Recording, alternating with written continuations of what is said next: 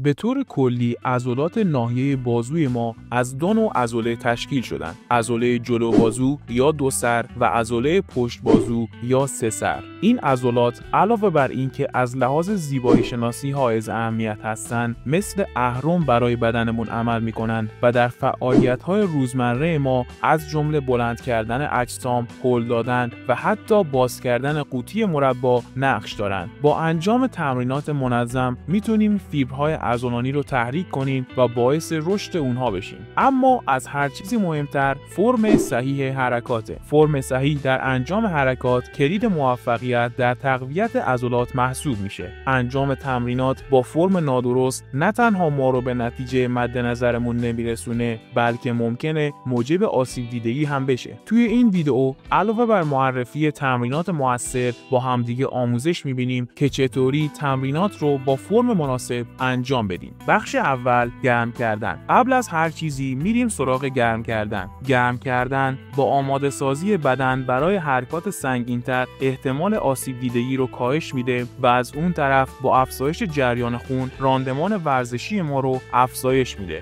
برای گرم کردن ابتدا میریم سراغ حرکت بالا آوردن زانوها و این حرکت رو توی 3 ست با تکرار 30 ثانیه انجام میدیم. برای حرکت دوم میریم سراغ حرکت پروانه و این حرکت رو هم 3 ست با تکرار 30 ثانیه انجام میدیم. در نهایت برای حرکت آخر گرم کردن میریم سراغ شنای معمولی و این حرکت رو هم بین 2 تا 3 ست با تکرار 8 تا 12 تا انجام میدیم. بخش دوم، حرکات ورزشی. حالا توی این بخش میریم سراغ موثرترین حرکات برای تقویت عضلات ناحیه بازو. سعی کردیم توی این ویدیو حرکاتی رو معرفی کنیم که بخشی از اونها رو با وزن بدن بشه انجام داد و برای انجام دادن بقیه‌شون صرفاً به یه جفت دمبل یا یک هالتر نیاز باشه. بخش سوم، حرکات جلو بازو. شماره 1، بایسپس کرل. حرکت جلو بازو دمبل یکی از تمرینات پایه و موثر برای تقویت عضلات دو سر بازو محسوب میشه. برای انجام این حرکت ابتدا به صورت ایستاده یا نشسته روی نیمکت با زاویه 90 درجه قرار بگیرین و زانوهاتون کمی خمیده باشه. کمرتون رو صاف نگه دارین و شانه‌هاتون رو به سمت پایین و عقب بکشین. بعد دمبل ها رو توی دستاتون نگه دارین جوری که کف دست‌ها به سمت جلو باشه و آرنج هاتون به پهلوها چسبیده باشن. حالا با انقباض عضلات جلو بازو دمبل ها رو به سمت شانه هاتون بالا بیارین. حواستون باشه حین بالا آوردن آرنج هاتون ثابت باشن و فقط ساعدتون رو حرکت بدین. در نهایت به آرومی دمبل ها رو به سمت پایین بیارین و این حرکت رو تکرار کنین. این حرکت رو میتونین توی 2 یا 3 ست با تکرار بین 8 تا 12 تا انجام بدین. شماره 2، ریورس کرل. حرکت جلو بازو دمبل برعکس علاوه بر تقویت عضلات ناحیه دو سر بازو با تقویت عضلات کوچکتر ساعد میتونه یک حرکت مکمل عالی باشه. نحوه انجام این حرکت تماما شبیه حرکت قبلیه. تنها تفاوتش اینه که دمبل ها رو جوری باید توی دستتون قرار بدین که مطابق تصویر کف دست ها به سمت بیرون باشن. این حرکت رو میتونین توی 2 یا 3 ست با تکرار بین 6 تا 10 تا انجام بدین. شماره 3، کراس بادی همر. حرکت کراس بادی همر یا چکش ضربدری یک حرکت عالی برای تقویت عضلات دو سر بازو و ساعد محسوب میشه. این حرکت با افزایش دامنه حرکتی عضلات رو بیشتر درگیر میکنه. برای انجام این حرکت ابتدا به صورت ایستاده قرار بگیرین و پاهاتون رو اندازه عرض شانه باز کنین. دمبل ها رو جوری توی دستاتون قرار بدین که کف دست ها به سمت داخل بدن باشه. حالا یکی از دمبل ها رو به صورت اوریب به سمت شانه مقابل بالا بیارین. همچنین آرنج هاتون رو نزدیک بدنتون نگه دارین و سعی کنین فقط ساعد رو حرکت بدین. در نهایت به آرومی به حالت اولیه برگردین و این حرکت رو با دست دیگه‌تون تکرار کنین. این حرکت رو هم میتونین توی 2 ست با تکرار بین 8 تا 12 تا انجام بدین. شماره 4، همر کرل. برای انجام این حرکت ابتدا به صورت ایستاده قرار بگیرین و پاهاتون رو اندازه عرض شانه باز کنین. زانوهاتون رو کمی خم کنین و کمرتون رو صاف نگه دارین. دمبل ها رو جوری توی دستاتون بگیرین که جهت دمبل ها به سمت داخل بدنتون باشه. حالا مطابق تصویر دمبل ها رو به سمت بالا و به سمت شانه هاتون بکشین. حتما حواستون باشه که آرنج هاتون رو ثابت داشته باشین و فقط ساعد هاتون حرکت کنن. این حرکت رو میتونین توی 3 ست با تکرار 8 تا 12 تا انجام بدین.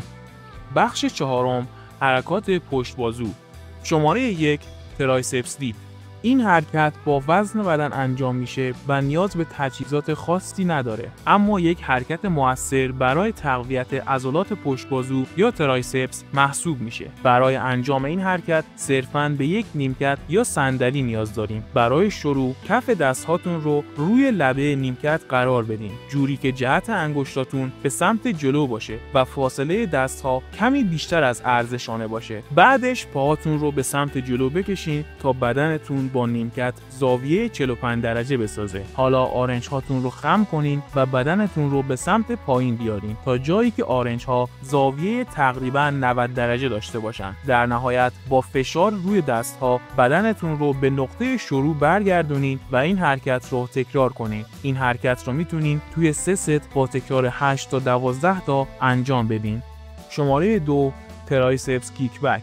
برای انجام این حرکت به یک جفت دمبل و یک نیمکت احتیاج داریم. برای شروع یکی از زانوهاتون رو روی نیمکت قرار بدین و پای دیگه‌تون رو کمی خم کنین. بعدش دمبل رو توی دستتون بگیرین و آرنجتون رو هم نزدیک بدنتون قرار بدین. در شروع حرکت باید زاویه بین ساعد و بازوتون مطابق تصویر 90 درجه باشه. حالا با فشار عضله پشت بازو مطابق تصویر دمبل رو به عقب هل بدین، جوری که ساعد و بازوتون در یک راستا باشن. در نهایت به حالت اولیه برگردین و این حرکت رو تکرار کنین. این حرکت رو میتونین توی 2 یا 3 ست با تکرار 8 تا 12 تا انجام بدین. شماره 3، اسکال کراشر. این حرکت به دلیل دامنه حرکتی زیاد و فشار مستقیم روی عضله پشت بازو یکی از موثرترین حرکات برای تقویت ترایسپس محسوب میشه. برای انجام ابتدا به پشت روی نیمکت دراز بکشین و پاهاتون رو روی زمین قرار بدین، جوری که کف پاهاتون به زمین چسبیده باشن. بعدش دمبل ها رو توی دستتون بگیرین و به سمت بالای سینه ببرین، جوری که کف دست ها به سمت هم باشن. حالا به آرومی دمبل ها رو به سمت پیشانیتون پایین بیارین تا جایی که زاویه بین ساعد و بازو 90 درجه باشه و برای یک لحظه توی این حالت مکث کنین. در نهایت به حالت اولیه برگردین و این حرکت رو تکرار کنین. این حرکت رو میتونین توی 2 یا 3 ست با تکرار 8 تا 12 تا انجام بدین. شماره 4، کلوز گریپ دامبل بنچ پرس. این حرکت هم برای تقویت عضلات سینه و هم عضلات پشت بازو مناسبه. برای انجام این حرکت ابتدا روی نیمکت دراز بکشین و پاهاتون رو روی زمین قرار بدین، جوری که کف پاها به زمین چسبیده باشن. بعدش دمبل ها رو بردارین و بالای سینه ببرین، جوری که کف دست ها به سمت همدیگه باشن. همچنین حواستون باشه که فاصله دست ها از هم باید کمتر از عرض شانه باشه. حالا مطابق تصویر دمبل ها رو به سمت سینه پایین بیارین تا جایی که به زاویه تقریبا 90 درجه برسن. در نهایت به حالت اولیه برگردین و این حرکت رو تکرار کنین. این حرکت رو میتونین توی 2 یا 3 ست با تکرار 6 تا 12 تا انجام بدین. همچنین عضله سازی و تغذیه 2 بخش مکمل همدیگه هستن، به این معنی که اگر ما حرکات ورزشی رو انجام بدیم اما یک تغذیه مناسب نداشته باشیم، عملاً تمام تلاش‌های ورزشیمون بیفایده میشن. برای همین من قبلا یک ویدئوی جامع برای رژیم غذایی مخصوص عضله سازی ساختم که بهتون پیشنهاد میکنم حتما اون یکی ویدئو رو هم ببینین. تا ویدئوی بعدی، خدا نگهدار.